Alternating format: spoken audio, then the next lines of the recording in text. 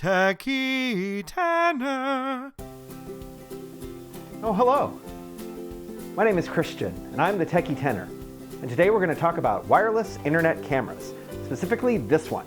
It's made by a company called Foscam. Model number is the FI8904W. It is a wireless camera, transmits the video from outside to in or wherever you want to put it in your house. It does have a metal covering to protect it from the elements, as well as a night vision mode, so it will work at night. So today I'm going to show you how to set this camera up. It's very simple, and then once you get it set up, how to send those images to a website called sensor.net, where you can look at it from pretty much any computer. Let's get started.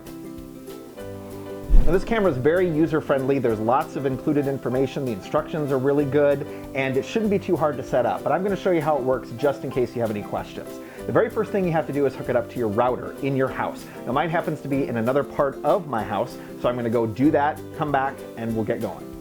The very first thing you do after you've plugged your camera in is you install this IP camera tool that they give you on a little CD, and then your camera will show up on this tool. So all you do is you double click on it,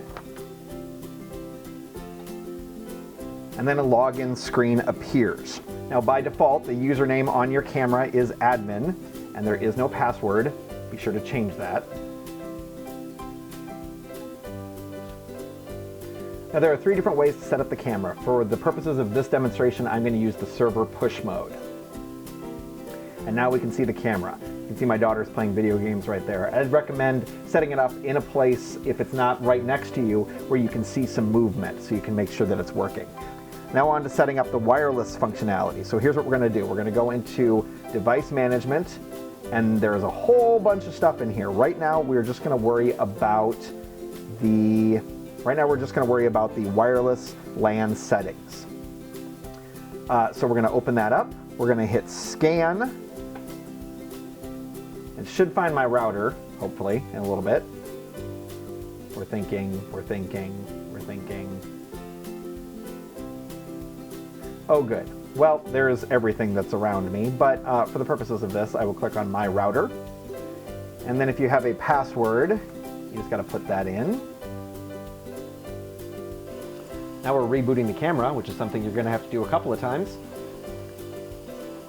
It gives you an opportunity to look around your workspace, maybe see how dirty your desk is. Mine is quite dirty, so I will clean that up later. Okay. So now we're going to go unhook the camera and see if it is actually wireless.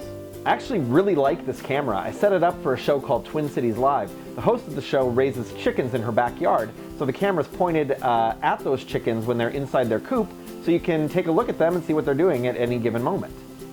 So now I've brought the camera downstairs. It's right here, and it is showing up in our IP camera tool, so we can open it up and hopefully see a different image. Again, password's admin, username's admin, no password. Remember to change that. Look at the server push mode, and there we are. Success! Huzzah! Now that we've got the camera all set up, we're pretty much good to go. You can put this wherever you want and access it from the website that we've set up. The thing is, if you want other people to take a look at it, let's say you wanted to do something like the chicken cam that I set up, it's not going to work to direct people to this website, because if more than 1 or 2 of them are looking at it at any given time, the camera could very well crash. So you have to go to a third party, and I went with sensor.net. And what's cool about sensor.net is that you can sign up for an account and send those images to wherever you want. So what we're going to do here is we're going to add a camera. And you do that right here. It says add camera. So you click on that. You name it something that makes sense. You pick your time zone. You can choose to make it private or public. Now here's the important part. This is the FTP credentials, and this is the information that you need to put into your camera in order to access it outside of your own network. You go back into the camera, you go into device management, and then there is FTP service settings. And what you do is you click on that, and here's where you need to put in this info. So they've given us an FTP server that you paste in there. They've given us the name of a camera. You paste that in there. and they've given us a password. And you paste that in there. Now what this FTP thing is doing is it is taking a picture from your camera, it is uploading it to sensor.net, and then you are looking at the picture there. So it's not actually accessing your camera directly, which would be very taxing on your camera, and you would max out after only a couple of people looking at it at the same time. This kind of lets you put it out there so anybody can look at it. So you gotta remember, keep that in mind, that this camera is now active and anybody can go on the website and watch what it's pointing at. So you're gonna paste in all these credentials, then you're gonna use this passive mode. So once you've copied and pasted all your credentials in here, in theory, you should start seeing images from your camera. It says wave, so you wave.